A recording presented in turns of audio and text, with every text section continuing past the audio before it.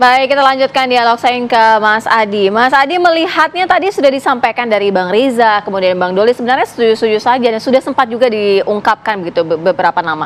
Tapi memang dinyatakan kalau dari Gerindra sendiri melihat sosok Ridwan Kamil ini memang layak gitu untuk bertarung di Jakarta. Ya sebenarnya kalau mau jujur secara alamiah semua orang itu ingin maju sebagai calon gubernur Jakarta. Jadi eksposurnya jauh lebih luar biasa dibandingkan dengan yang lain. Apapun judulnya, Jakarta ini kan epicentrum peradaban, segala peradaban, peradaban ekonomi, peradaban politik, peradaban, semuanya ada di Jakarta. Jadi batuk aja itu bisa viral kalau di Jakarta. Apalagi bikin sesuatu yang sifatnya monumental. Oleh karena itu, dalam konteks inilah sebenarnya Ridwan Kamil, Heru, atau Bang Riza, Ahok, kemudian Anies Baswedan pasti ingin jadi gubernur Jakarta. Tapi at the end of the day-nya, kalau kalkulasi politiknya nggak rasional, saya kira siapapun yang ingin bertanding itu, apalagi ada opsi lain, maju di tempat yang lain, saya kira pasti juga akan diurungkan niatnya. Betul bahwa Jokowi dari Solo nggak dikenal orang tiba-tiba menang di Jakarta. Karena dulu nggak ada tawaran maju di Jawa Tengah misalnya. Kalau ada tawaran di Jawa Tengah dan kemungkinan relatif lebih terbuka menang di situ, mungkin ke Jakarta nggak terlampau berani. Lawan Foke yang petahana disupport oleh partai penguasa saat itu, sehingga opsi-opsi kemungkinan di Jawa Tengah akan lebih menguat ketimbang di Jakarta.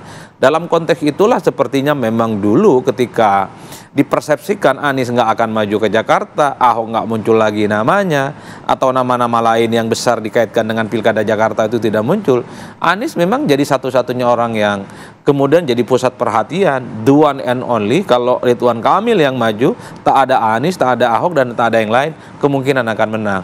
Tapi pasca Pilpres, konstelasi politik berubah secara total. Tiba-tiba Anies maju lagi, tiba-tiba PDIP memunculkan nama Ahok. Iya kan? Ini yang sepertinya konstelasi yang dulu agak landai dikuasai oleh Ridwan Kamil secara perlahan berubah.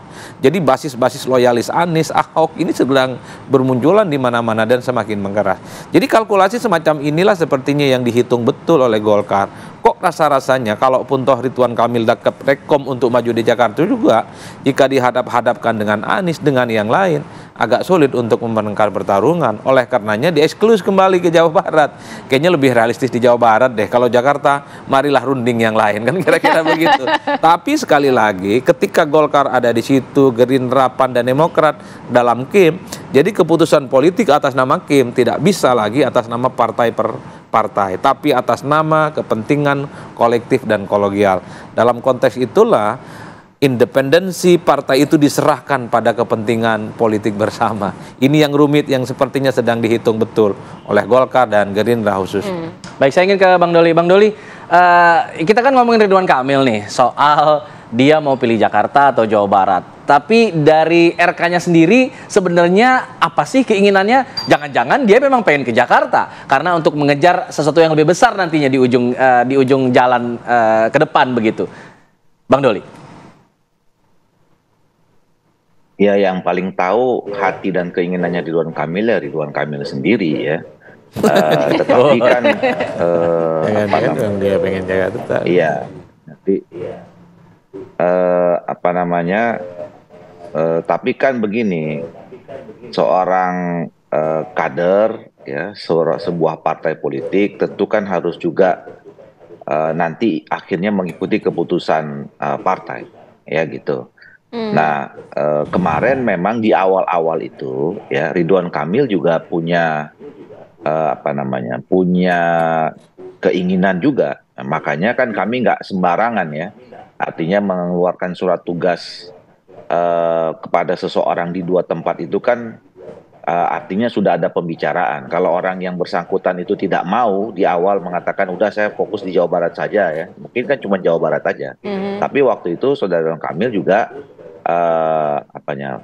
punya niat juga ya, punya niat juga untuk berkompetisi di Jakarta, karena waktu itu begitu kami juga menyarankan ya, waktu itu kan sudah tahu bahwa Pak Anies akan menjadi calon presiden ya.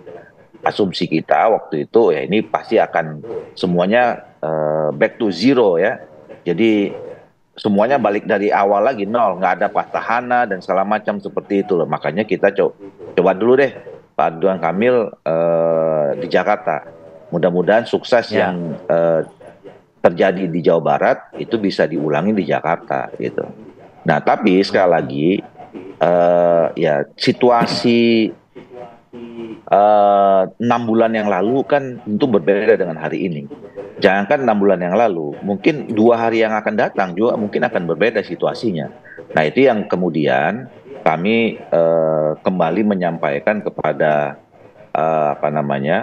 Koalisi Indonesia Maju, ya kita juga tidak perlu terlalu buru-buru juga ya. Waktu masih cukup, kemudian dinamika apa saja bisa terjadi, makanya kita cermati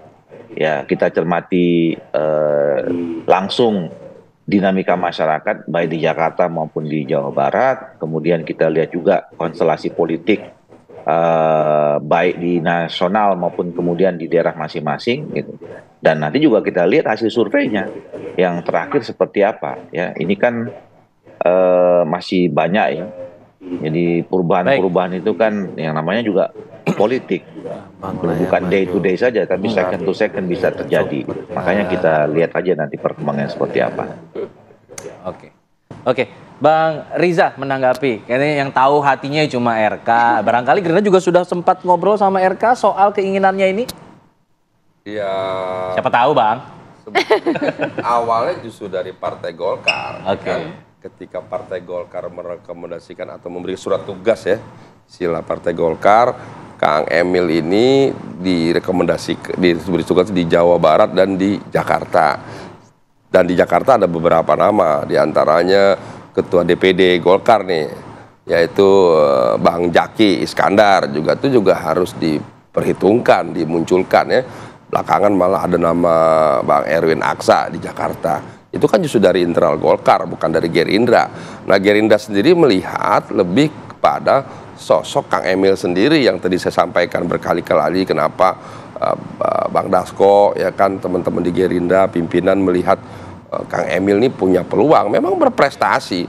Hari ini harus diakui Kang Emil punya segudang prestasi, memang prestasinya di Jawa Barat. Pak Jokowi dulu prestasinya cuma di kota Solo loh, satu kota kecil di Jawa Tengah, menang di Jakarta. Artinya belum ada perbincangan pribadi, belum ya Bang? Masa Kang Emil di Jawa Barat yang bersebelahan gitu ya sama Jawa Barat nggak menang di Jakarta atau nggak berani? Nah, saya pribadi, teman-teman kami di Gerindra melihat peluangnya besar dan artinya Gerindra tetap istiqomah ya Ridwan Kamil untuk di Jakarta. Iya, sampai hari ini kami melihat memang Kang Emil punya peluang. Tadi kan saya bilang Pak Jokowi dari Solo menang di Jakarta. Kang Emil Jawa Barat, Kota Bandung, Provinsi Jawa Barat dekat sama Jakarta nih. Sama menang. Pokoknya yang diusung oleh Partai Gerindra dulu 2012 Pak Jokowi Ahok menang. 2017 Pak Anies Sandi menang. Insya Allah nanti kalau Emil diusung oleh Partai Gerindra, apalagi dukung partai-partai seperti Golkar, PAN, Demokrat, Gerindra bulat menang juga. Oke, kalau dari Mas Adi melihatnya bagaimana? Saya setuju siapapun yang diusung Gerindra di Jakarta itu menang. Dan tentu kita berharap ada kader Gerindra yang diusung oleh partainya sendiri di Jakarta.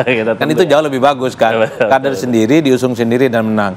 Ini adalah mendapatkan faedah yang berlipat ganda. Nah, kalau apa yang kita diskusikan selama ini, bahwa ini berdasarkan kapasitas, kompetensi, dan seterusnya, tentu tidak sesederhana itu. Karena kalau atas nama Kim tentu saja, ini akan ada distribusi kader yang pastinya akan merata. Kalau kemudian kader Golkar di Jakarta, boleh dong kader Gerindra dan PAN di Jawa Barat. Atau jangan-jangan kader PAN dan Demokrat boleh dong di Banten. Kan ini untuk berbagi kawasan dan wilayah saja. Yang kita tangkap secara umum, kira-kira siapa titik komprominya yang paling memungkinkan, maka disitulah kemudian kekompakan atas nama Kim dalam banyak hal. Ini tentu adalah titik negosiasi yang akan mempertemukan satu sama yang lain. Kalau mau jujur kayak Gerindra ataupun Golkar, ini kan partai besar. Punya kader terbaik di provinsi masing-masing, tapi kalau kalkulasinya nggak rasional, dimajukan tidak mungkin. Wajar kalau kemudian tukar wilayah, distribusi kadernya di tempat-tempat tertentu, ini menjadi bergen yang saat ini sedang diperhitungkan. Baik, dinamika politik masih terus bergejolak ya saat ini ya. Baik, terima kasih semuanya. Saya ingin tutup dengan sebuah pantun diskusi ini, boleh ya? Boleh. Buah semangka manis rasanya, tak seperti buah si malakama. Cakep. RK Gamang pilih Jabar atau Jakarta? Kalau saya Gamang, nunggu gajian masih lama. Baik, terima kasih ya Bang Mas Adi Prantio, Mas Adi Prayitno, Bang Riza, dan juga terima kasih Bang Ahmad Doli Kurnia sudah bergabung sama kami.